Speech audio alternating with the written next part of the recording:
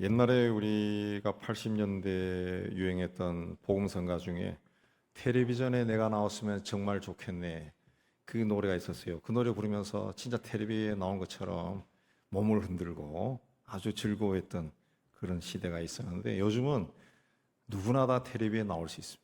자기가 찍어서 자기를 올리면은 다 텔레비에 나옵니다. 오늘 저도 텔레비에 나오고 있습니다. 이렇게 다 나오는 시대. 우리 시대는 스타의 시대. 스타가 뭡니까? 별이죠, 별. 하늘에 떠 있는 별은 누구나 볼 수, 그 별을 보는 시대. 예, 별 보는 시대. 윤동주 시인은 별을 헤이는 밤이라는데, 우리는 별을 보고 살고 있습니다.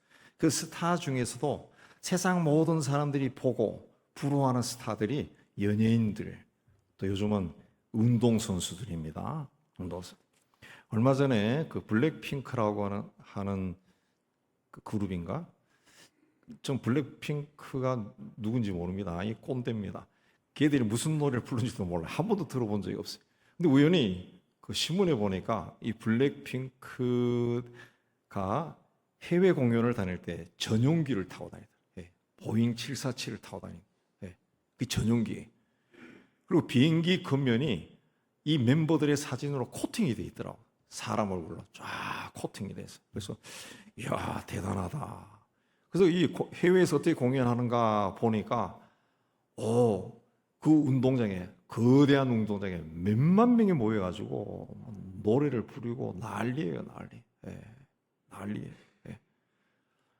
우리나라의 어떤 유명한 트로트 가수, 젊은 트로트 가수가 그 운동장에 몇만 명을 놓고 공연을 하는데, 거기 또 아줌마들이 또 난리예요. 그냥 난리예요. 막 젊은 애들, 10대 애들, 20대, 그 다음에 아줌마, 할머니까지 그냥 난리야, 난리. 예.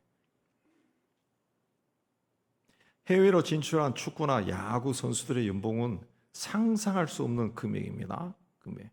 다른 스포츠 선수들의 연봉도 굉장합니다. 이제는 좋은 학교 진학해서 공부 열심히 해야 잘 사는 것이 아니라 자기가 가진 재능대로 즐기면서 사는 시대. 누구나 스타가 될 수 있는 그런 시대가 되어간 것. 예. 이 스타들의 일상생활은 그 SNS를 통해 가지고 이 공중에 사람들에게 공개가 많이 됩니다. 많이 됩니다. 누구나 얘가 어제 뭘 했고 뭘 먹었는지 알 수가 있습니다. 어디 갔는지도 알 수 있고. 나는 별로 관심 없는데 걔가 자꾸 올리니까 보게 돼요. 그러다 보니까 부작용도 많이 나타나요. 20대 초반의 젊은 청년들이 막 엄청나게 좋은 집에 살고, 막 보통 사람이 상상할 수 없는 차를 타고 다니고 멋진 옷을 입고 막 다니는 것이 막 공개됩니다. 그러다 보니까 그 신드롬이 일어난 거예요. 나도 저렇게 되고 싶어. 그래서 어린 자녀들을 어릴 때부터 그 연예인이나 또 운동선수로 키우기 위해서 젊은 엄마 아빠들이 눈물겨운 투자를 하고 있습니다. 4살, 5살짜리들을 그런 학원에 집어넣어요. 학원이 있어요. 또 얼마 전에는 초등학교 때부터 의과대학을 집어넣기 위해서 공부시킨다는 그런 학원이 있다 했는데, 이런 학원도 있다는 거예요. 또 요새는 유튜브로 돈을 버는 사람들이 또 굉장히 많아요. 예. 구독자 수에 따라 가지고 이 금액이 늘어난대. 월수입이 웬만한 봉급쟁이 연봉과 같더라. 맞먹을 정도로 엄청난 돈을 벌어요, 젊은 애들이. 예. 그러다 보니까 사람들을 끌기 위해서 없는 사실을 만들고 있는 사실을 막 포장하고 그런 일들이 막 일어나요. 또 우리 시대는 프랜차이즈가 얼마나 많은지 몰라요. 예. 저는 국수를 좋아해서 종종 국수 먹으러 다니는데, 옛날에는 맛있는 국수를 먹으러 진짜 그 집에 찾아가야 됩니다. 그래야 쫄깃쫄깃하고 맛있는 음식을 먹었는데, 요즘은 레시피가 공개가 돼서 그런지 뭐 그냥 그 온라인으로 주문해서 먹어도 다 비슷비슷한 것 같아요. 프랜차이즈도 굉장히 많아요. 근데 어떤 집은 가서 먹으면은 뭐 별 맛이 없어요. 근데도 프랜차이즈야, 프랜차이즈. 예. 뭐 다른 집이나 이 집이나 별 차이가 없는 것 같아요. 죄송하지만은 우리 동네에 그 하남 돼지집 본점이 있는데, 하남 돼지에서 돼지 먹거나 다른 집에서 먹거나 별로 차이가 없어요. 근데 프랜차이즈들이 막 퍼져나갑니다. 왜? 돈 벌려고. 돈 벌려. 빠른 시일 내에. 돈 벌고 싶어서. 또 좀 공부 좀 한다는 사람은 자기가 가진 지식으로 금융, 부동산, 세무, 또 법 이런 분야에 걸쳐서 막 돈을 벌려고 막 애를 씁니다. 예. 그래서 지하철역마다 그 양재동인가 거기 지하철역 가면은 다 변호사들 광고 투성이야. 여기 들어가면은 여기가 어딘가 할 정도로 버스에 광고 투정이에요. 그러다 보니까 사람을 속이는 일이 온 세상에 막 흘러넘칩니다. 대박, 한탕, 예. 돈과 관련된 사건, 사고가 끝이지 않고 일어납니다. 상상을 초월하는 방법으로 이 사기를 치고 다른 사람의 삶을 황폐하게 만들고 지는 돈을 벌고 사기친 돈으로 비싼 변호사 사고 또 빠져나가고 막 이런 일들이 끝이 끊임없이 일어나요. 일반 사람들은 이제 부동산이죠. 집이나 상가 사서 조금 지나서 좀 이익 보고 파는 거.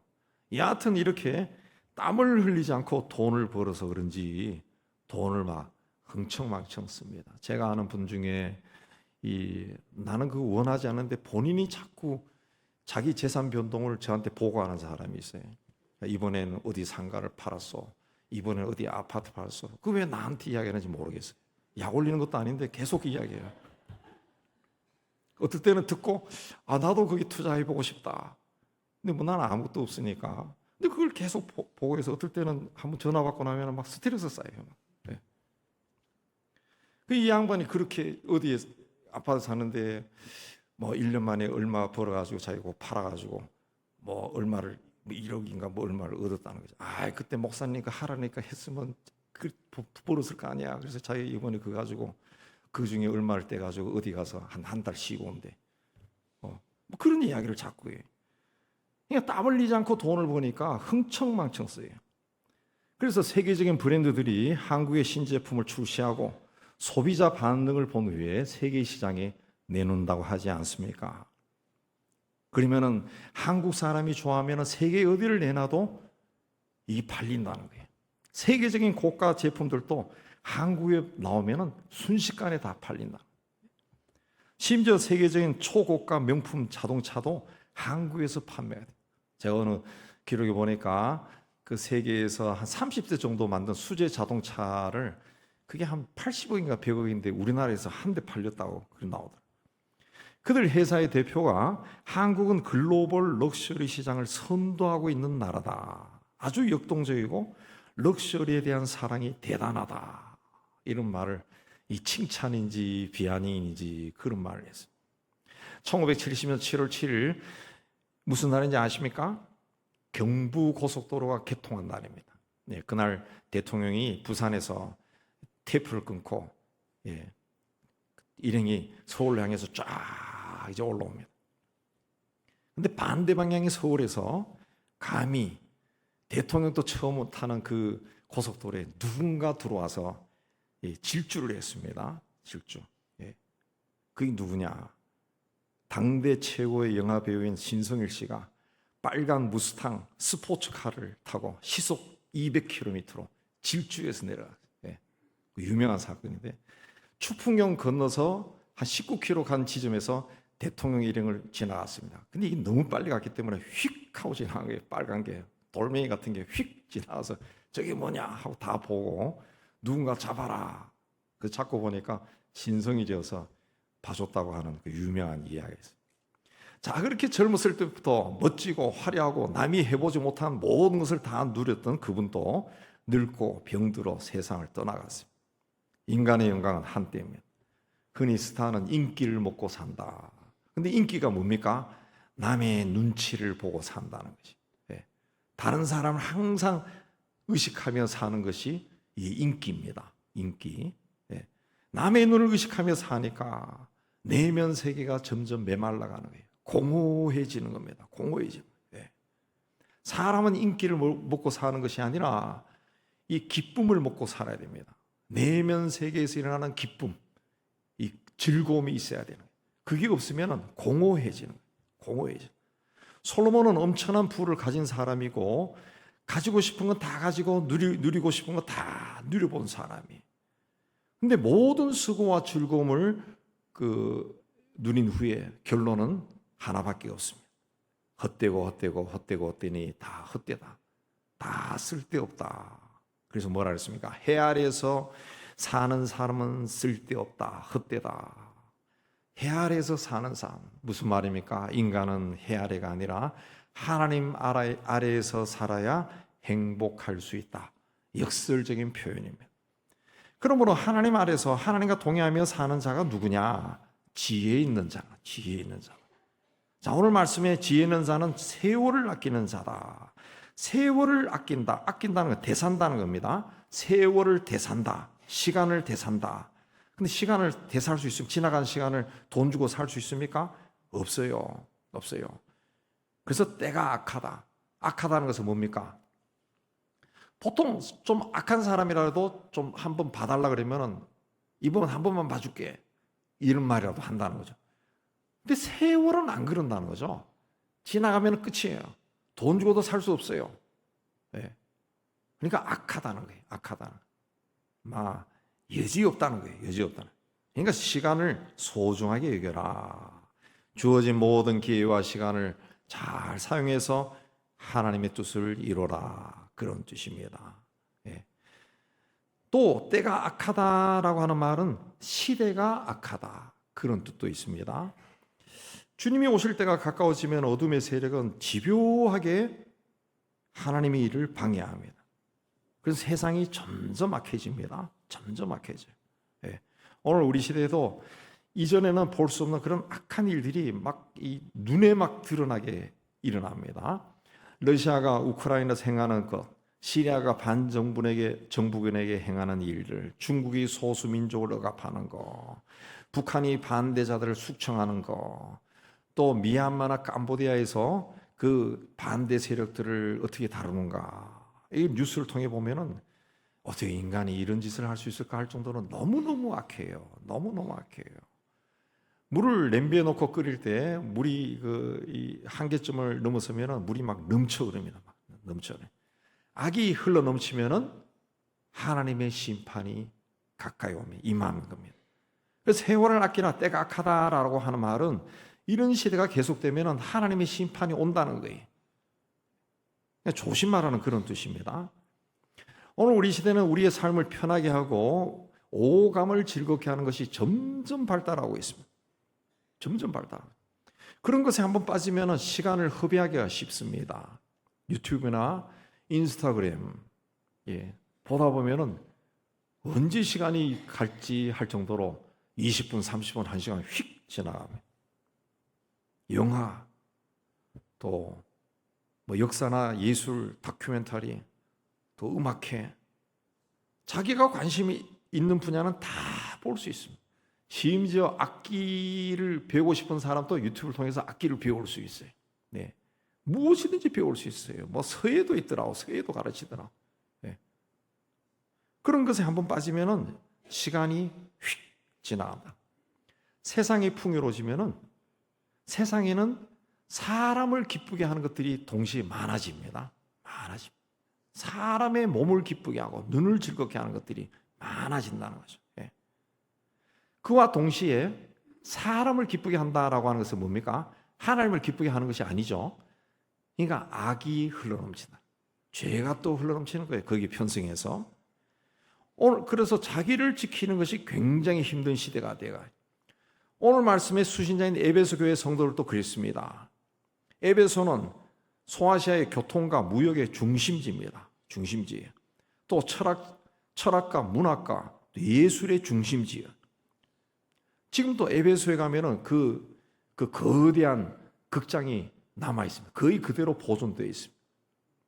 그리고 엄청난 크기의 도서관도 그 흔적이 남아 있습니다. 또 아데미 신전이 얼마나 웅장했는가 그것도 남아 있어요. 2000년 전에 그 도시가 그런 도시였다는 거예요.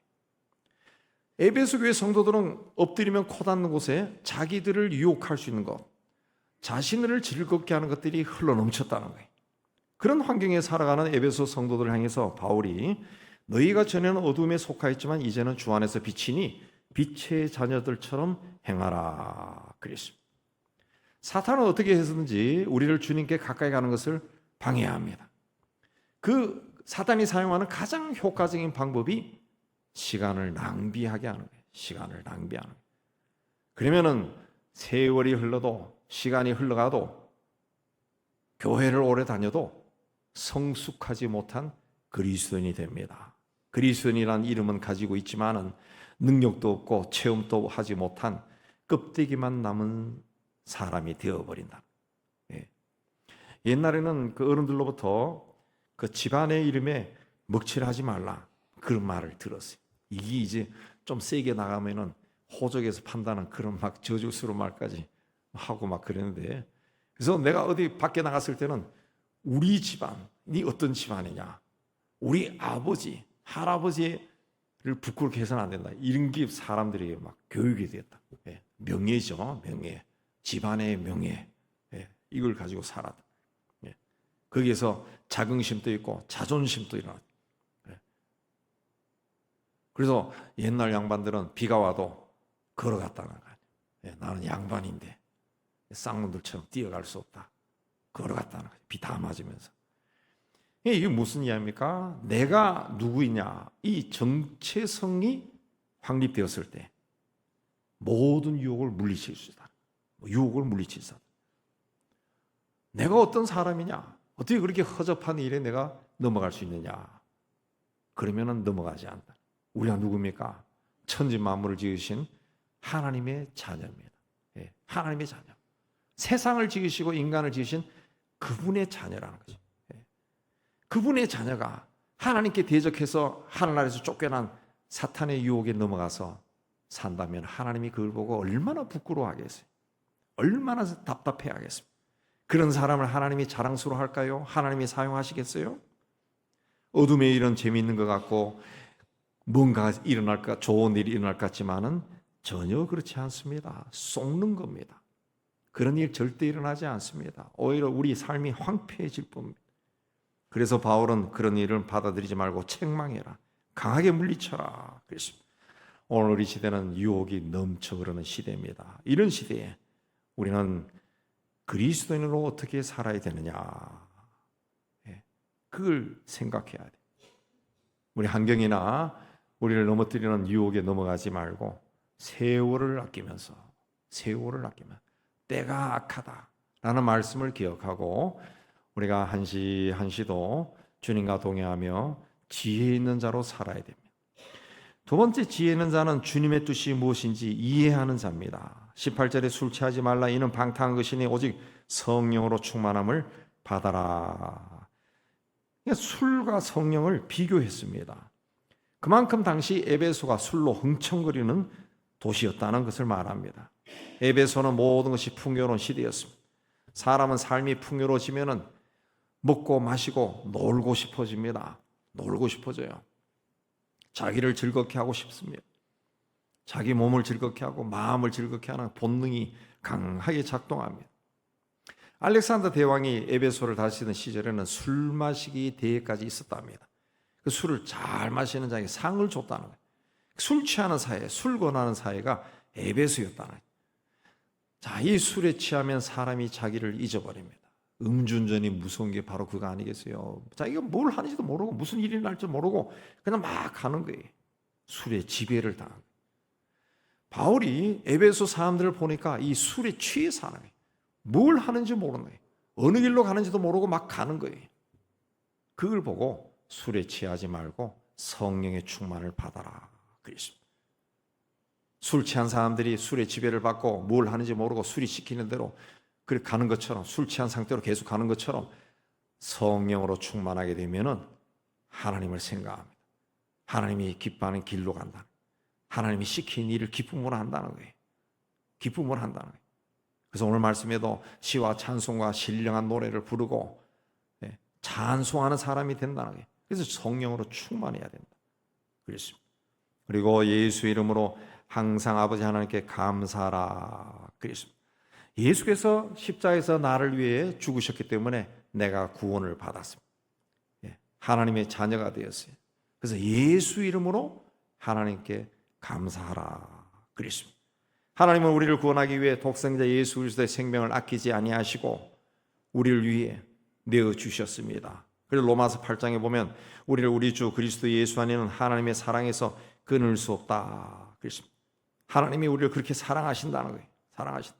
8장 32절에는 자기 아들을 아끼지 아니하시고 우리 모든 사람을 위하여 내주시니가 어찌 그 아들과 함께 모든 것을 우리에게 주시지 않겠느냐. 그랬습니다. 그러므로 우리가 해야 할 일은 하나님께 항상 감사하라. 그 말입니다. 하나님은 지금 내가 힘들고 어려운 일을 만나서 고통스러워하고 또 인내의 시간을 보내고 있는 거 다 아십니다. 그러므로 우리를 사랑하시는 하나님께서 다 해결하시고 풀어주시고 인도하신다는 것을 믿어야 됩니다. 믿어야 됩니다. 내 인생은 내가 사는 겁니다. 내가 헤쳐나가야 되고 잘 될 때는 내가 제일 기쁩니다. 부모, 형제를 할지라도 힘들고 어려운 지경에 있는 나를 도와주는 것이 그 한계가 있어요. 한계가 있어요. 네. 병에 걸리면은 주변에서 누가 옆에서 아무리 슬퍼하고 울어도 내가 아픈 거지. 저 사람이 대신 아파줄 수가 없어요. 그러니까 내 인생은 내가 사는 거예요. 내가 사.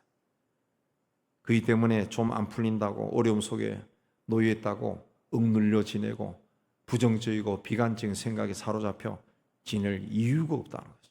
이유가 없어요. 오늘 말씀처럼 예수 안에서 하나님께 감사해야 돼. 감사하면 원망이나 불평이나 시기나 질투나 열등감, 패배감 다 사라집니다. 지혜가 생깁니다. 지혜. 내 앞에 닥친 문제와 사건과 일을 바라보고 분별할 수 있는 지혜가 생긴다는 거죠. 지혜가. 하나님께서 나를 위해 독생자를 주시기까지 했는데 말씀처럼 나를 위해 모든 것을 행하실 것이다. 믿음이 생긴다. 믿음이 생겨. 아브라함은 아들에 대한 약속을 받은 후에 무려 25년 동안 그 약속이 실현될 것을 믿고 기대하며 살았습니다. 내가 나 자신을 바라봤을 때 초라하고 부끄러워 보여도 하나님을 바라보면은 하나님은 절대로 나를 부끄러워하거나 초라하게 여기지 않는다는 거 믿으시기 바랍니다. 예배당 문을 열고 들어오는 순간, 아니 예수의 문을 열고 하나님의 자녀가 된 그 순간부터 하나님은 우리를 하나님의 자녀로 보시는 거예요. 세상 조건으로 보지 않습니다. 세상 조건으로. 세상 조건으로 보면은 한국과 미국과 유럽과 아프리카나 동아시아의 조건이 다 달라요. 하나님이 그런 조건으로 우리를 보지 않는다는 거죠. 네. 하나님은 나를 부끄러워하지 않습니다. 초라하지 않습니다. 초라하게 여기지 않습니다. 내가 부족하고 연약하기 때문에 하나님이 직접 나를 찾아오셔서 나를 택하신 것입니다. 내 아버지가 대주신 거예요. 나의 주님이 대주신 겁니다. 그러므로 우리는 하나님의 영으로 충만해야 돼요. 그러면 나를 향한 하나님의 뜻이 무엇인지 알 수가 있습니다. 그러면 나를 짓누르고 있는 여러 가지 좋지 않은 조건들에서 내가 자유할 수 있고 찬양할 수가 있다. 그래서 그리스도 예수 안에서 항상 하나님께 감사하라 그랬습니다.